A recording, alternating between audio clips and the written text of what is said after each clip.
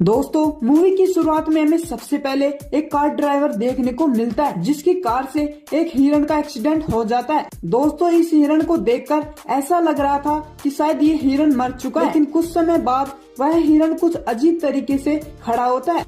उसकी आंखें भी बिल्कुल नॉर्मल नहीं थी। इसके बाद हमें एक आदमी को दिखाया जाता है जो कि एक फार्म का मैनेजर होता है। उस आदमी का नाम सियुक था। कुछ समय पहले ही उसका डिवोर्स हो जाता है और उस मैनेजर की एक छोटी बेटी होती है जिसका ख्याल वह ठीक से नहीं रख पाता। अगले ही दिन उस मैनेजर की बेटी का बर्थडे होता है और उस दिन उसकी बेटी अपने पिताजी से कहती है कि वे उसे उसकी माँ से मिलाने भूजान लेकर जाएं। इस बात पर उसके पिताजी मान जाते हैं और दोनों बाप बेटी एक ट्रेन पकड़कर भूजान के लिए निकल जाते हैं। उस ट्रेन में काफी ज्यादा लोग थे, जिनमें से वर्किंग क्लास हस्बैंड सेंगवा वह उनकी प्रेग्नेंट वाइफ संग जियोज भी थी। इनके अलावा एक हाई स्कूल बास्केटबॉल टीम भी थी। और जैसे ही ट्रेन का डोर बंद होने लगता है तो उस ट्रेन में एक लड़की चढ़ती है। उसके पाँव पर एक काटने का निशान था। थोड़ी देर बाद वह लड़की एक ज़ॉम्बीज में बदल जाती है। उसके बाद वह ज़ॉम्बीज ट्रेन की एक कर्मचारी महिला को काट लेती है। उसके बाद वह महिला भी ज़ॉम्बीज में बदल जाती है। इसके बाद देखते ही देखते उस ट्रेन के डिब्बे में उपस्थित ज्यादातर लोग ज़ॉम्बीज बन जाते हैं और कुछ लोग जो इस वायरस से पीड़ित नहीं होते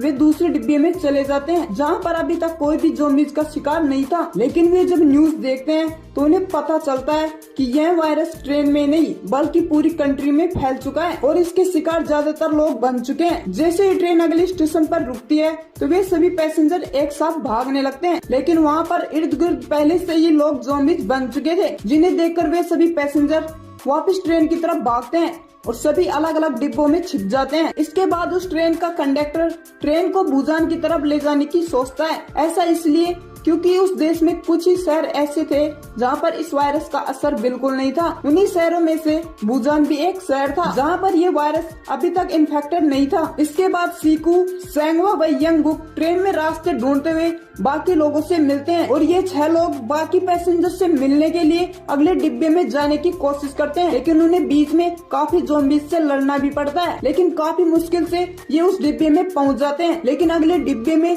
और भी लोग थे जो अभी तक इस वायरस के शिकार नहीं थे। वे 6 लोग उस डिब्बे के पास जाते हैं, लेकिन सेल्फिश सीईओ यंग सू को उन्हें अंदर नहीं जाने देता क्योंकि उसका मानना था कि ये 6 लोग भी ज़ॉम्बीज के शिकार बन चुके हैं। इसी बात को लेकर वह लोगों को भड़का देता है और उन्हें अंदर आने से रोकते हैं। इस फाइट के दौरान सेंगवा व क्रिंजिन खुद को ज़ॉम्बीज के हाथों सैक्रिफाइस कर देते हैं ताकि इस दौरान लोगों को पता चल सके कि बाकी ये 4 लोग अभी भी नॉर्मल ह्यूमन हैं। इसके बाद वे अंदर आते हैं, लेकिन अंदर आ जाने के बाद सीईओ उन 4 लोगों को एक चैम्बर में आइसोलेट करता है ताकि ये अगर इन्फेक्शन के शिकार हो चुके हो तो बाकी लोग इस इन्फेक्शन से बच सके। लेकिन उन सभी पैसेंजर्स में से एक लड़की काफी अपसेट थी क्योंकि उसकी बहन ज़ॉम्बीज बन चुकी थी, इसलिए वह जानबूझकर उस डिब्बे के दरवाजे को खोल देती है जिसके बाहर ज़ॉम्बीज की फौज थी। इसके बाद तो उस डिब्बे में हाहाकार मच जाता है और उन ज़ॉम्बीज ने ज्यादातर पैसेंजर्स को मार दिया था। उस डिब्बे में वे ही 4 लोग बचे थे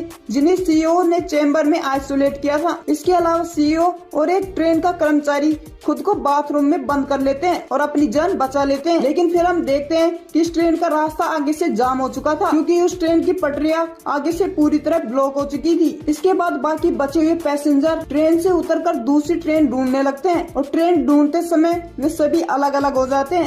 वो सीईओ एक बार फिर से अपनी सेल्फिश का दिखावा दिखाता है। एक ट्रेन कर्मचारी को ज़ॉम्बीज के सामने धक्का मारकर भाग जाता है, लेकिन ज़ॉम्बीज उससे फिर भी काट लेते हैं। इसके बाद वह भी एक ज़ॉम्बीज बन जाता है, जिसके बाद वह सीईओ बचे हुए लोगों पर अटैक कर देता है। सीकू योन उस सीईओ से लड़ता है, लेकिन वह सीईओ उसे भी काट लेता है। सीकू यह समझ चुका था कि वह भी अब ज़ॉम्बीज बनने वाला है, इसलिए वह अपनी बेटी व सीयोंग को एक इंजन वाले रूम में बंद कर देता है और जाने से पहले सीकू अपनी बेटी से अपनी लाइफ के लास्ट शब्द कहता है। उसके बाद सीकू ट्रेन से कूद जाता है, लेकिन सीकू मरने से पहले उसी पल को याद करता है जिस पल उसने अपनी बेटी को पहली बार हाथों में उठाया था। तो फाइनली ट्रेन अब भूजान पहुंच जाती है। इस ट्रेन में केवल 2 लोग सुआन व सियोंगी बच पाते हैं। वे दोनों आगे जाते हैं जहां दूसरी तरफ काफी ज्यादा सैनिक खड़े हुए थे और ये सैनिक बॉर्डर के इस तरफ ज़ॉम्बीज को आने से रोकने के लिए तैयार थे। उन सैनिकों को लग रहा था कि शायद ये दोनों भी ज़ॉम्बीज के शिकार हो चुके हैं, इसलिए वे गोली चलाने वाले ही थे, लेकिन सुहान का गाना सुनकर वे समझ चुके थे कि वे दोनों अभी नॉर्मल इंसान हैं। दरअसल सुहान वही गाना गा रही थी जो कि वो हमेशा अपने पिताजी के लिए गाना चाहती थी, लेकिन आज वो उस गाने को उसके पिता के मरने के बाद गा रही थी क्योंकि उसे अपने पिता की बहुत ज्यादा याद आ रही थी। तो दोस्तों यह मूवी यहीं पर एंड हो जाती है। तो फ्रेंड्स, अगर आपको ये वीडियो अच्छी लगी हो तो वीडियो को जरूर